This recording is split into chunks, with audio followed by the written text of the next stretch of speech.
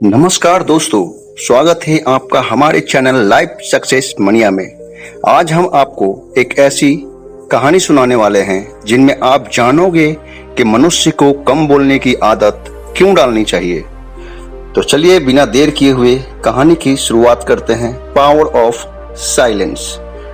राजेश की जो पत्नी थी वह बहुत बोलती थी और वह उसके ज्यादा बोलने से बहुत परेशान रहता था। राजेश को पता चला कि जंगल में एक महात्मा आए हैं। वह अपनी पत्नी को उनके पास लेकर जाता है और कहता है कि मुनिवर, कृपया करके आप इसे समझाइए, यह बहुत ज्यादा बोलती है। मेरे मना करने के बाद भी इसका दिन भर मुंह चलता ही रहता है। मैं इसे बहुत समझाता हूँ कि कम बोला करो, चुप रहना सीखो, लेकिन नहीं, और हर बार इसकी वजह से लड़ाई होती है। महात्मा मुस्कुराए और बोले, मैं तुम्हें इस बात को एक कहानी की मदद से समझाता हूँ। मेरा गुरु का एक शिष्य था जो बहुत बोलता था। वह हर समय इधर उधर की बातें किया करता था और कभी शांत नहीं रहता था। जब वह दान लेने के लिए जाता तो हर घर से एक नई कहानी लेकर आता और आश्रम के दूसरे शिष्यों को सुनाता और एक शिष्य से कि दूसरे से बुराई करता, चुगली और दूसरों के सामने अच्छा बनने का प्रयास करता और खुद के मुंह की तारीफ करता रहता और हमेशा खुद को गुरु के सामने सबसे बुद्धिमान और उत्तम साबित करने का प्रयास करता।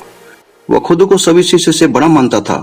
उसका कहना था कि मैं एक अमीर घर का बालक, अगर मैं चाहता तो एक आरामदायक और सुविधाओं से भरा जीवन जी सकता, लेकिन मैं वह सब छोड़कर यहाँ आया गया क्योंकि मुझे खोज करना, खुद को जानना है, जीवन को जानना है। एक दिन गुरु ने आश्रम के सभी शिष्यों को बुलाकर कहा, आप सभी को अगले 1 महीने के लिए कोई ना कोई संकल्प लेना होगा। इससे आपकी संकल्प शक्ति मजबूत होगी और आप में आत्मशक्ति का संचार होगा।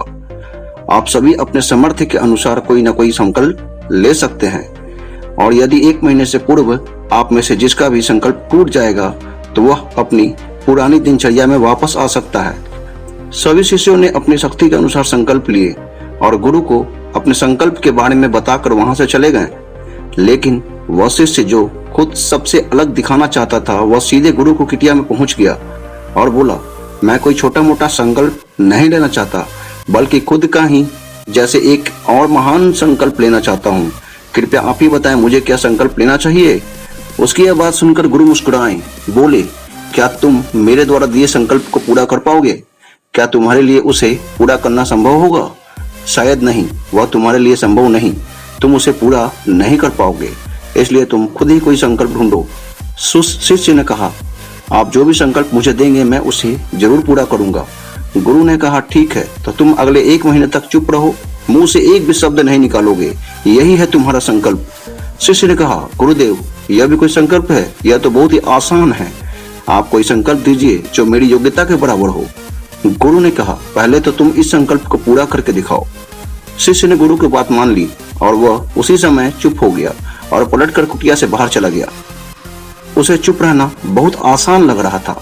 उसने एक दिन तो जैसे तैसे चुप रहकर काट लिया, लेकिन दूसरे दिन उसके मन में मैं ना बोलने का बोझ बढ़ने लगा और तीसरे दिन उसे भारीपन महसूस होने लगा और चौथे दिन उसके अंदर एक अजीब सी बेचैनी होने लगी, क्योंकि आसपास आश्रम के सभी शिष्य एक दूसरे से बात कर रहे थे।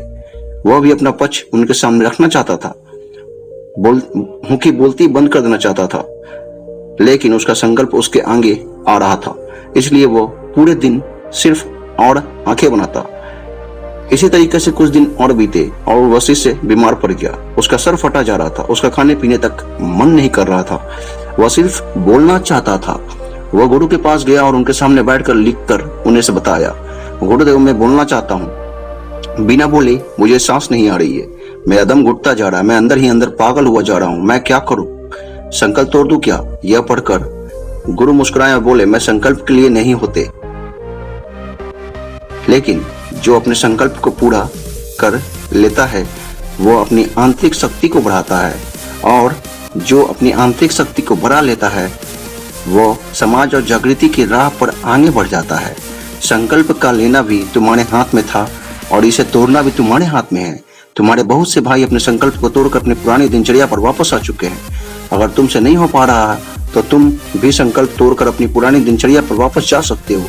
लेकिन याद रहे, अगर आज तुम इस छोटे से संकल्प को नहीं संभाल पा रहे तो तुम अपनी बाकी की पूरी जिंदगी कैसे संभाल सकोगे।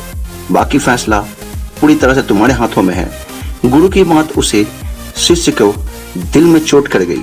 वो बिना कुछ बोले वहां से वापस चला गया और खुद को अपनी कुटिया में बंद कर वह केवल अपने जरूरी कामों के लिए कुटिया से बाहर निकलता, बाकी सारे समय कुटिया के अंदर ही बैठा रहता।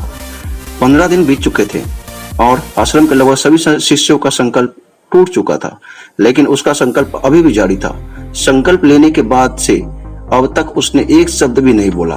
सारा आश्रम हैरान था कि इतना बोलने वाला इंसान चुप कैसे हो सकता है। 15 दिन बीतने के बाद वह दोबारा अपने गुरु के पास गया और लिख कर बताया, है गुरुदेव, मैं बाहर से तो चुप हूँ, लेकिन मेरे भीतर बहुत सी आवाज है, बहुत सी चीख पुकार और शिकायतें हैं। अंदर ही अंदर बात करता रहता हूँ। मेरा मन तरह तरह के प्रश्न पूछता है। मैं बाहर से जितना बोर, भीतर से उतना ही शोर शराबे से भरा हुआ हूँ। क्या इस तरह संकल्प अभी भी है?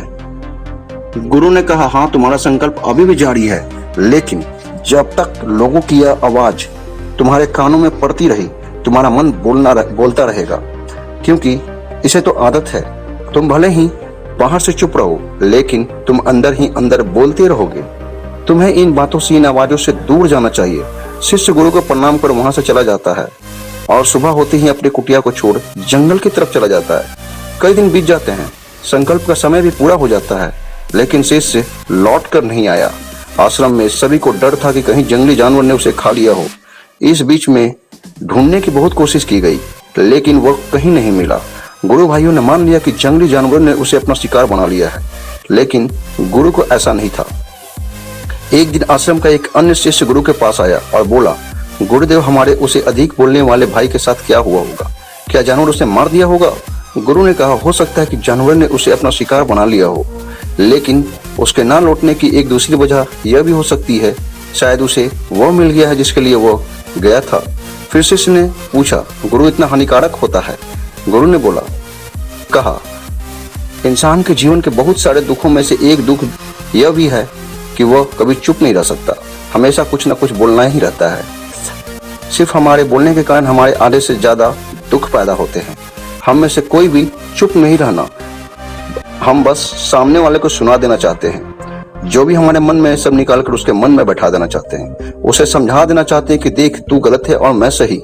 इस तरीके से सुनने और सुनने का यह कम जिंदगी भर चलता रहता है। लेकिन ना समझ में हम अपना समय, अपना जीवन, अपनी समझ और अपने सबसे महत्वपूर्ण और कीमती पल जो जिया जा सकता है, जिनको अनुभव किया जा सकता है, जिसमें आनंद को प्राप्त किया जा सकता है, यह सब खो देते हैं। लेकिन इसके बदले हमें क्या मिलता है? कुछ सब व्यर्थ और बर्बाद हो जाता है। शिष्य ने पूछा, तो फिर इसका समाधान क्या है? गुरु ने कहा, पूरी जागरूकता के साथ अपने विचारों को देखना, यही एकमात्र तरीका है। सारी मानसिक समस्याओं को वर्तमान में रहकर चिंतन करना, पूरी जागरूकता के साथ अपना काम करना जिंदगी में चमत्कारिक बदलाव ला देता है। उसके बाद वह शिष्य गुरु से अपने प्रश्नों का उत्तर पाकर उनको प्रणाम करके वहां से चला गया। 3 महीने का समय बीत चुका था, लेकिन उसकी कोई खबर नहीं मिली। अब तक तो सभी गुरु भाइयों ने भी उसके वापस आने की उम्मीद छोड़ दी थी, लेकिन एक दिन वह आश्रम लौट आता है। लेकिन अब यहाँ से गया था वह कुछ और ही बनकर वापस आया था। उसके अंदर एक गजब का बदलाव महसूस किया जा सकता था। उसके चेहरे पर एक गजब का ठहराव और आंखों में शांति बनी थी। आश्रम से जाते ही सभी गुरु भाइयों ने उसे चारों तरफ से घेर लिया और बातें करने लग गए। वह भी अपने गुरु भाइयों से बातें करने लगा। उससे बात करने वाले सभी ने यह अनुभव किया कि वह अब पहले जैसा उतावला और बातूनी नहीं रह गया था। उसके मुंह से एक एक शब्द बहुत ही सुलझे हुए और मधुरता के साथ निकल रहे थे। थोड़ी देर तक गुरु भाइयों ने उससे बात करने के बाद वह सीधा गुरु की तरफ चला गया। उसने गुरु के चरण छुए और कहा, गुरुदेव, क्या मैं अब भी मौन हूँ? क्या अब भी मेरा संकल्प जारी है? गुरु ने कुछ देर तक शिष्य की आंखों में बड़े ध्यान से देखा और कहा, हाँ, तुम अभी भी मौन ही हो। तुम्हारे मुंह से एक भी शब्द निकल नहीं रहा और तुम्हारा संकल्प अभी भी जारी है। शिष्य ने कहा, गुरुदेव, जब मैं आश्रम से गया तो मैं मुंह से तो चुप था, लेकिन मेरे अंदर बहुत सी आवाजें थी, मन में बहुत से प्रश्न थे और वह बंद नहीं हो रहे थे। तो मैं जंगल में चला गया इस उम्मीद से कि वहां मुझे शांति मिलेगी और मेरे मन की बकबक कम हो जाएगी। लेकिन मैं जितना एकांत में जाता गया, मेरे अंदर की आवाज उतनी ही तेज होती गई। मेरे भीतर की पुरानी से पुरानी आवाज मुझे सुनाई देने लगी। तब जाकर मैंने महसूस किया कि मैं कितना गलत कर रहा था। जब मैं अपने परिवार वालों, दोस्तों को और गुरु भाइयों को बुरा भला कहता था तो उस समय मुझे लगता था कि मैं सही कह रहा हूँ। जब मैं गुरु भाइयों की एक दूसरे से चुगली किया करता था और उनका मजाक बनाता था, तब भी मुझे यही लगता था कि मैं उनसे बेहतर हूँ और मैं सही कर रहा हूँ। लेकिन एक दिन मैंने पहले बार महसूस किया कि मैं कितना गलत बोलता था। काफी दिनों तक यह आवाजें, यह शिकायतें मेरे अंदर चलती रही, लेकिन धीरे धीरे करके एक दिन ये सारी आवाजें मेरे अंदर से समाप्त हो गई। अब मैं भीतर से भी मौन हो गया हूँ। उस घने जंगल में बाहर से कोई बोलने वाला नहीं था और भीतर कोई आवाज भी नहीं बची थी। और मैं उस दिन पहली बार मौन का सही अर्थ समझ गया था। मेरे चारों तरफ बहुत शांति थी। हालांकि अभी भी कुछ आवाज आ रही थी जो पहले भी आई थी, लेकिन मैं उन्हें सुन नहीं पाता था। पर अब वह सभी आवाज मुझे स्पष्ट रूप से सुनाई दे रही है। हवा के चलने की आवाज, चिड़ियों के चहकने की आवाज और पानी के बहने की आवाज।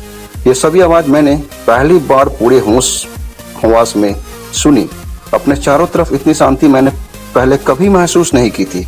तो इस शांति को भंग करने के लिए मैंने पहली बार अपने मुंह से कोई शब्द निकाला। मैं चिल्लाया, है ईश्वर, ये कैसी शांति है? सभी कुछ इतना शांत क्यों है? ऐसा क्या हो गया है? लेकिन मेरे चिल्लाने के बाद भी शांति भंग नहीं हुई। सब कुछ पहले जितना ही शांत था, बाहर भी और भीतर भी। गुरुदेव, मैंने अपने गुरु भाइयों से बात की, मैंने आपसे बात की। मैं बोल रहा हूँ, मैं चल रहा हूँ, मैं सब कुछ देख रहा हूँ, लेकिन मैं अपने भीतर एकदम एकांत में हूँ। तब भी भीतर से अकेला एकांत में होता हूँ जब मैं खुद में भी शोर करना चाहता हूँ, तब भी मैं एकांती में होता हूँ। अब सब दिखाई पड़ने लगा है, सब सुनाई पड़ने लगा है। गुरु ने कहा, जब तक हम बाहर की तरफ बोलते रहेंगे, भीतर अशांति ही रहेगी। लेकिन जिस दिन हम भीतर की तरफ मुड़ जाएंगे, तब हमारे मुंह से कुछ नहीं निकलेगा। हम शांत रहेंगे। दुनिया में जितनी भी बुराइयां हैं, ज्यादातर हमारे बोलने से ही उत्पन्न होती है, क्योंकि हम चुप नहीं रहना चाहते। हम जितनी जरूरत है उससे ज्यादा कहीं बोल देते हैं। हम सामने वालों को सुनना नहीं चाहते, बल्कि उसकी बोलती बंद कर देना चाहते हैं। उसे समझा देना चाहते हैं कि मैं कौन हूं, मैं क्या कर सकता हूं। यही हमारी जिंदगी का मकसद बनकर रह जाता है। हम ऊर्जा व्यर्थ में बोलने में बर्बाद करते हैं। ऐसे ही समाज में लोगों का जीवन दुखों से भर जाता है, जो हमेशा एक दूसरे को सुनाने में लगे रहते हैं। कभी एक दूसरे को सुनना नहीं चाहते, समझना नहीं चाहते, और चुप रहना तो उन्हें कभी सीखा ही नहीं, क्योंकि चुप रहना उन्हें छोटा महसूस करवाता है। दुनिया की सभी लड़ाई के कारण हमारा बोलना ही है। इसलिए हम सिर्फ उतना ही बोलना चाहिए जितना जरूरी हो, क्योंकि व्यर्थ का बोलना ऊर्जा को नष्ट करना है, और यह बोलना ही हमें कभी अपने भीतर की ओर लौटने नहीं देता, क्योंकि यह हमें बाहर की ओर खींच कर रखता है। और बाहर है ही क्या इस संसार के अलावा। लेकिन अगर अपने भीतर के संसार की ओर मुड़ना है तो इस मुंह को बंद करना ही चाहिए। इसलिए जितने भी बुद्ध हुए, आत्मज्ञानी हुए, वह सभी एकांत की ओर भागे, ताकि उन्हें ज्यादा ना बोलना पड़े, ज्यादा सुनना ना पड़े। वह एकांत में रहें और शांत रहें, इसलिए आसानी से भीतर की यात्रा कर पाए। लेकिन अगर कोई चाहे तो इस संसार में रहकर भी एकांत में रह सकता है, शांत रह सकता है, लेकिन इसके लिए उन्हें अपनी ऊर्जा बचानी होगी, जिसे वो अब तक अपने व्यर्थ के शब्दों में बर्बाद कर रहे थे। धन्यवाद दोस्तों, इस कहानी से यह सीख रही कि व्यर्थ का बोलना ऊर्जा को नष्ट करना, ज्यादा और व्यर्थ बोलना ही हमें अपने भीतर की ओर लौटने नहीं देता, क्योंकि यह हमें बाहर की ओर झुकाए रखना और जिन्हें भीतर